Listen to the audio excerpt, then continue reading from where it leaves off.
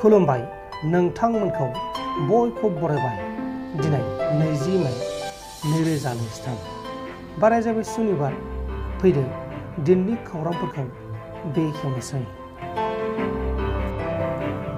आसामाव साननि समावनो गोबुआथारजों मानसि बुथारलाबायदों।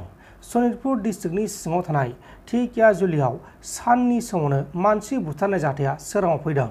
लोगोसे बे जाथायखौ लानानै ओनसोल नाङैनो गिखांनाय फोरमायदों। धेकियाजुलि बेंखननि लांगोनायाव साननि सोराङाव खास्रि बिस्रियै सासे मुहुरि उत्तम दासखौ निरन्जन खदाल मुंनि सासे दुथां सुबुङा गोबुआथारजों दांख्लाब सुख्लाब खालामनानै इनाय बुथारदों। साननि समावनो लामा गेजेराव मानसिफोरनि सिगाङावनो निरन्जन खदाला बे जाथायखौ खालामनानै गावखौ पुलिसनि आखायाव गथायदों आरो बे जाथाया हानि जेंनानि थाखाय जादों होननानै मिथिनो मोननाय जादों। जुलिनि सानखालिनो जुलि जाबाय थानाय समावनो हौवा गोदाना बिसनि मुलि लोंनानै गावनि जिउखौ गावनो फोजोबदों। मध्य प्रदेश रायजोनि इन्दर सिटियाव सासे 21 बोसोर बैसोनि हौवा गोदाना आरो बिनि बिसि एबा हिन्जाव गोदानजों सानैबो बिसनि मुलि लोंदों आरो बिसनि मुलि लोंनानै हौवा गोदाना थैदों।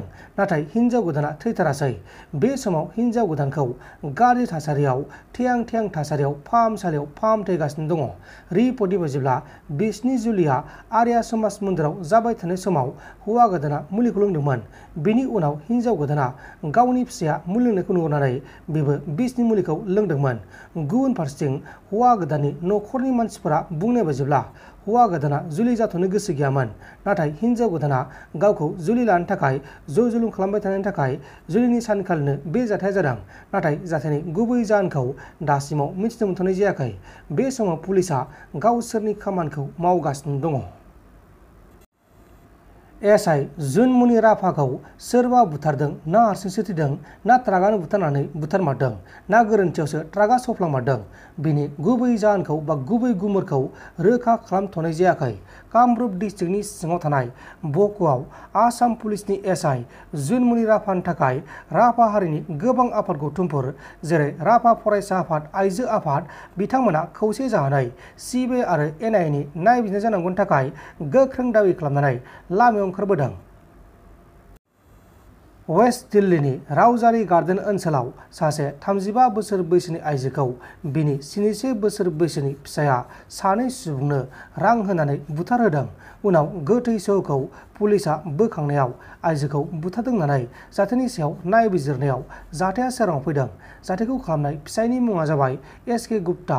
एसके गुप्ताया गावनि सेथि बिसि थैखांनायनि उनाव गावनि मेलेम गाज्रि आरो देहा गाज्रि 45 बोसोर बैसोनि फिसाला जाय देहा लोरबां बेखौ सामलायनो थाखाय केयारटेकार महरै लाबोनाय नैथि बिसिखौ नैथि बिसि महरै जुलि लादोंमोन। नाथाय 45 बोसोर बैसोनि फिसाला अमृतखौ नायफिनैनि जाहोनाव एसके गुप्ताया बेखौ डाइभर्स खालामनो थाखाय बुंनायाव बिसिया बेनिफ्राय 1 कोटी रांखौ दाबि खालामनायनि जाहोनाव बिपिन शेट्टी आरो हिमांशु मुंनि सानै सुबुंनो 10 लाख रां होगोन होननानै गिबियाव 2.40 लाख रांखौ होग्रोनानै बिसिखौ बुथारहोदोंमोन आरो बिपिनआ अमृतखौ फाहामसालिसिम लांलाय लाबोनाय खामानिनि थाखाय एसके गुप्ता न'आव थायोमोन। उनाव पुलिसआ एसके गुप्ता बिनि फिसाज्ला अमृत, बिपिन शेट्टी आरो हिमांशुखौ एरेस्ट खालामनाय जादों। दा बिसोरखौ एरेस्ट खालामनानै आयेननि बायदि एबा जोबथेसालिसिम दैथायहरनाय जाबाय। सासे सोरखारि मावथिनि न'खरनिफ्राय लाख रांखौ बोखांनो हादों। आसाम सोरखारनि एन्टि करप्शन बिफाना टेक्स बिफाननि एबा खाजोना बिफाननि एसिस्टेन्ट कमिशनार मीनाक्षी काकति कुलटानि न'निफ्राय 65 लाख रांनिबो बांसिन रांफोरखौ बोखांनो हादों। लोगोसे काकति कुलटाखौबो एरेस्ट खालामदों। मख'नो गोनांदि थांनाय 8 मे खालि सासे सुबुङा रां जाख्ल'नाय केसनि सायाव मीनाक्षी काकति कुलटानि सायाव अजद दैखांदोंमोन। बेनि उनावनो मीनाक्षीनि न'खरनिफ्राय रांफोरखौ बोखांनो हादों।